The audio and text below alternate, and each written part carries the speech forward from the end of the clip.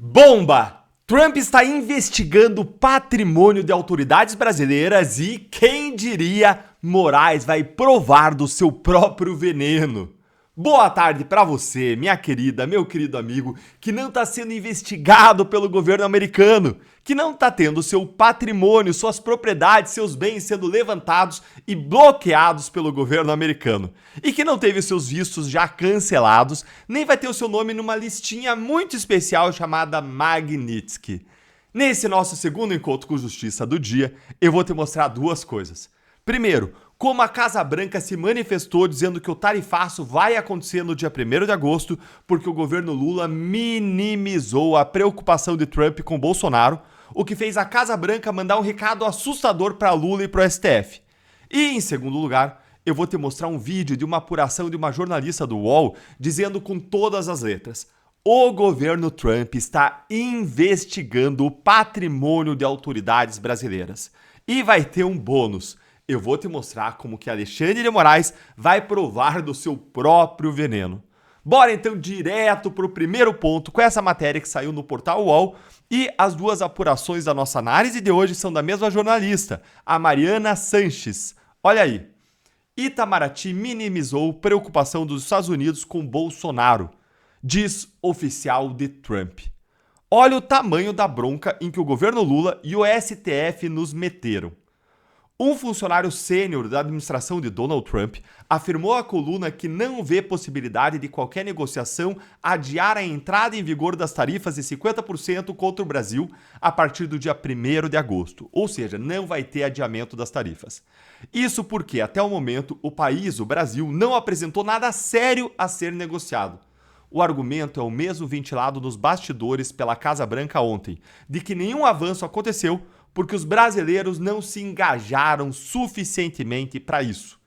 Questionado sobre qual seria o engajamento esperado do Brasil nesse momento, esse funcionário que pediu anonimato para comentar o assunto por não ter autorização para falar sobre o tema publicamente, afirmou que a discussão não pode se pautar apenas em comércio, já que a preocupação primordial de Trump seria outra.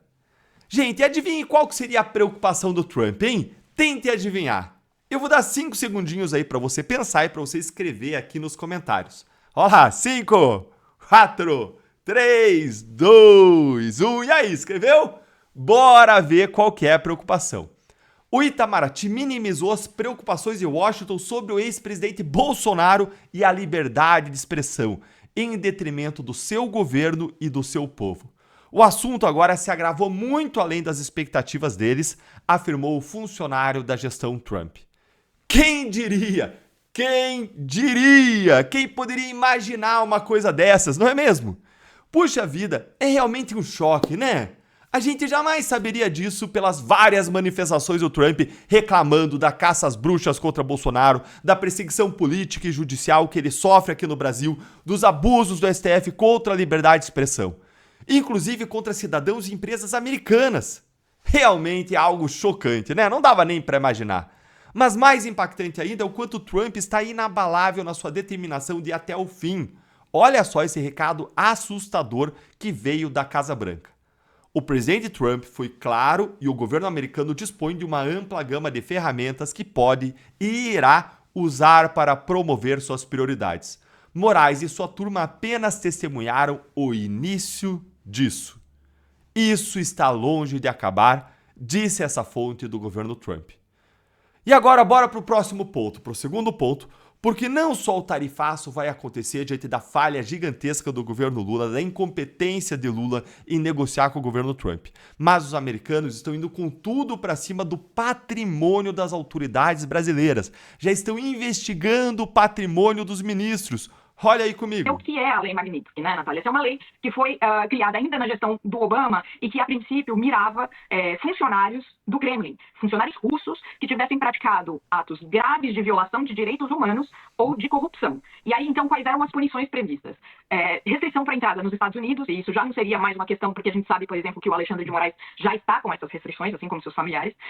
Mas, além disso, proibição de transação em dólar com qualquer instituto, com qualquer instituição financeira que opere nos Estados Unidos, e, portanto, aí, quer dizer, é uma avenida aberta, já que hoje, por exemplo, a gente tem as bandeiras dos cartões de crédito Visa e Mastercard, que são americanas e que operam no mundo inteiro. Essa seria uma limitação, por exemplo. Já não seria possível, em tese, potencialmente não seria mais possível ao ministro Alexandre de Moraes ter um cartão de crédito ou mesmo de débito com essas bandeiras.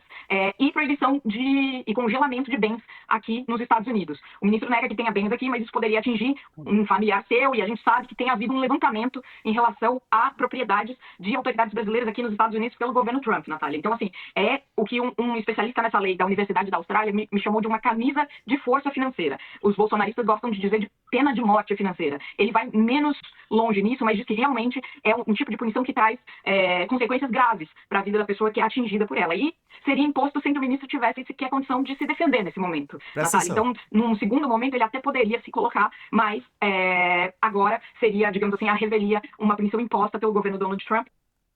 Vocês perceberam o que a jornalista falou? Esse aqui é o meu bônus para você. Além do governo americano estar levantando o patrimônio das autoridades brasileiras, as sanções, como as da Lei Magnitsky, seriam impostas sem que o ministro Alexandre de Moraes sequer tivesse a chance de defesa.